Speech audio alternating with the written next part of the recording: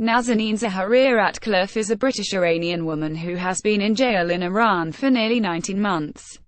The Iranian regime claims she was working against the state when she was arrested on a visit to the country to see her parents with her daughter. Image Nazanin ZaghariRatcliffe with her husband Richard. Foreign Secretary Boris Johnson has said he will be travelling to Iran later this year and will leave no stone unturned in his attempts to win her release. Here is a timeline of events that have left a family split apart and resulted in diplomacy at the highest level.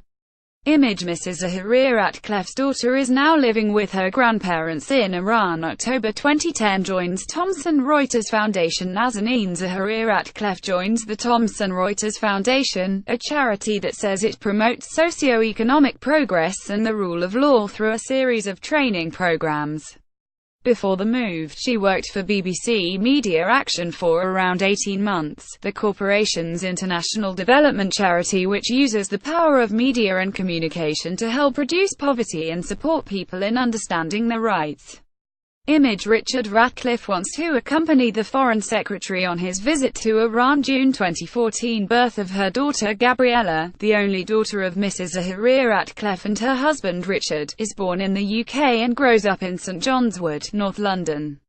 In the next 22 months, Mrs. ZaghariRatcliffe and her daughter travel to Iran 4 times to see family. The 17th of March 2016 travel to Iran. Mrs. ZaghariRatcliffe travels to Iran to visit her family for Nowruz, the Persian New Year festival, with her then 22-month-old daughter. Image Gabriella was 22 months when her mother was arrested in Iran. The 3rd of April 2016 arrested at airport as she and her daughter prepare to board a flight back to the UK at Tehran's Imam Khomeini Airport. She is approached by members of Iran's Revolutionary Guard and arrested. Her daughter's passport is confiscated. The reason for her arrest is not made public. She is held the day after British-Iranian relations are partially restored following the announcement of a general framework outlining the broad parameters of a nuclear deal. Relations had broken down in 2011 when the British embassy was stormed by students supportive of the regime, during a demonstration against sanctions. Image family and supporters tied ribbons to mark 365 days since Nazanin was imprisoned. The 16th of June 2016 regime change claims Press TV, the state-owned and controlled English and French-language Iranian news channel, claims Ms. ZaghariRatcliffe was involved in plans for regime change in Iran, allegations she denies.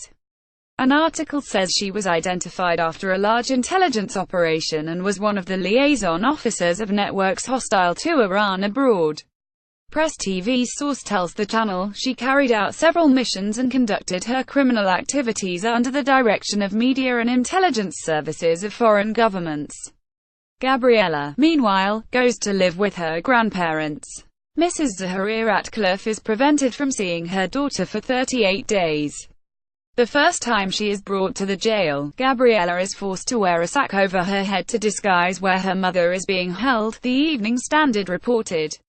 July 2016 3 others indicted. Iran's Revolutionary Guard says Mrs. ZaghariRatcliffe participated in the design and implementation of cyber and media projects to cause the soft toppling of the Islamic Republic, allegations she denies.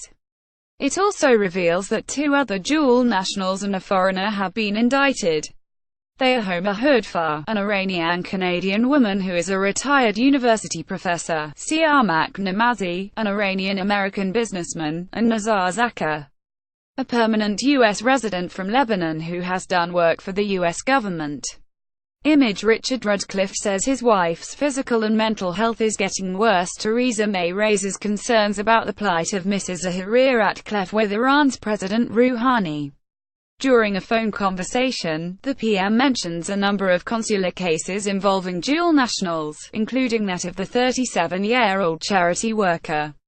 A Downing Street spokesman said Mrs. May stresses the importance of resolving such cases as the 2 countries work on forming closer ties. Mrs. ZaghariRatcliffe meanwhile is receiving no direct consular assistance from the UK as Iran refuses to recognise dual nationality and denies foreign ministries access. The 6th of September 2016 sentenced to 5 years after spending 150 days in detention. Mrs. Zaghari-Ratcliffe is sentenced to 5 years in prison on charges that remain secret, and petition calling for her release passes 800,000 signatures. The Minister for the Middle East, Tobias Ellwood, meets the family to reassure them the Foreign Office will continue to do all it can. Image Richard Ratcliffe wants to accompany the Foreign Secretary on his visit to Iran. The 9th of September 2016, Richard Ratcliffe finds out his wife won't be released. The 37-year-old mother calls her husband Richard and reveals she is due to be held in jail for several more years, expressing her disbelief at the sentence. She begs him to do whatever he can to secure her release and tells him they said that sometimes you can settle cases on appeal through payment, but not often cases like mine. So I don't know how long it will go on taking. She is being held in the notorious Evin prison, a jail described by freed inmates as a black hole, where political prisoners are tortured. Mrs. Zaghari-Ratcliffe's lawyer is instructed to appeal against the decision, but no date for the appeal is set. April 2017, Iran upholds 5-year sentence. Iran's Supreme Court upholds the 5-year prison sentence, giving her no more legal options to overturn it. Richard Ratcliffe calls for the government to step up its efforts to free her. Theresa May raises her plight with Iran, according to a Foreign Office statement. Image Gabriella Zaghari-Ratcliffe holds a sign calling for her mother's release. August 2017, Nazanin in a fragile state. Richard Ratcliffe tells Sky News his wife is in a fragile state and has seen a psychiatrist who diagnosed she has advanced depression. Mr. Ratcliffe says he's been talking in very dark terms about what she might do.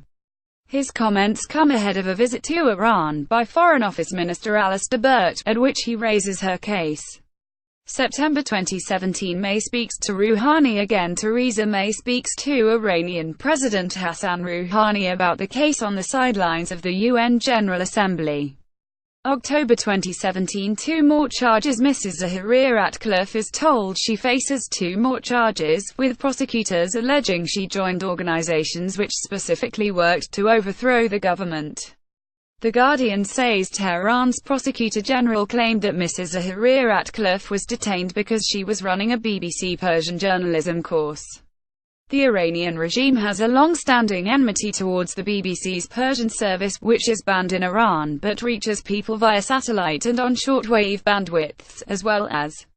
In the past, the Iranian regime has frozen the assets of its staff and harassed and intimidated their family members, according to the BBC. Mrs. Zaghari-Ratcliffe is also accused of joining a demonstration outside the Iranian embassy in London, with authorities claiming they have photographic evidence. Image Boris Johnson's error was seized on by Iranian prosecutors 1 November 2017. Johnson's big blunder. Boris Johnson appears at a meeting of the House of Commons Foreign Affairs Select Committee where he criticizes Iran for detaining Mrs. Zaghari-Ratcliffe, before saying, "When I look at what Nazanin ZaghariRatcliffe was doing, she was simply teaching people journalism as I understand it. Neither Nazanin ZaghariRatcliffe nor her family has been informed about what crimes she has actually committed, and that I find extraordinary, incredible." Mrs. Zaghari-Ratcliffe is summoned to court in Tehran where the Foreign Secretary's comments are used as evidence against her, with prosecutors saying she was engaged in propaganda against the regime. The new case is opened up a month before she is eligible for early release. She could face an extra 16 years in jail. Image Nazanin ZaghariRatcliffe denies working to topple the Iranian regime. 7 November 2017, Johnson tries to contain his mistake. Boris Johnson announces he plans to visit Iran, after speaking with Iranian Foreign Minister Javad Zarif in an effort to contain the fallout from his blunder. The Foreign Office says the Foreign Secretary expressed concern that his remarks to the Foreign Affairs Committee were claimed by the Iranian Judiciary High Council for Human Rights to have shed new light on the case. Mr. Zarif is said to have told Mr. Johnson developments in the British-Iranian nationals case were unrelated to his comments. There are calls for Mr. Johnson to be sacked, as he admits he could have been clearer. 12 November 2017, Nazanin on verge of breakdown. A family statement says Mrs. ZaghariRatcliffe has found new lumps in both her breasts and is on the verge of a nervous breakdown. Richard Ratcliffe says the Foreign Secretary's words have added to his wife's despair, but says it would not be in her interest for him to be sacked. Boris Johnson calls Mr. Ratcliffe and agrees to meet. It comes after Mr. Johnson's ally, Michael Gove, compounds his error by saying, "I don't know," when asked what he thinks the charity worker was doing in Iran. The 13th of November 2017 PM slaps down Johnson and Gove. The Prime Minister's spokesman effectively admonishes Mr. Johnson and Mr. Gove by telling journalists that British government policy is that Mrs. ZaghariRatcliffe was on holiday when she was arrested. Image: Boris Johnson held talks with Mr. Ratcliffe after his comments to MPs. The 15th of November 2017 Johnson meets Richard Ratcliffe. Mr. Ratcliffe, after a meeting with Mr. Johnson described as constructive, reveals the Foreign Secretary is keen for Mrs. ZaghariRatcliffe's husband to accompany him to Iran. It emerges Gabriella can no longer speak English, which makes it difficult for her to converse with her father during phone calls. Image: Mr. Johnson and Richard Ratcliffe spoke about the possibility of giving his wife diplomatic protection. The 16th of November 2017 government mulls offering Iran £450 million.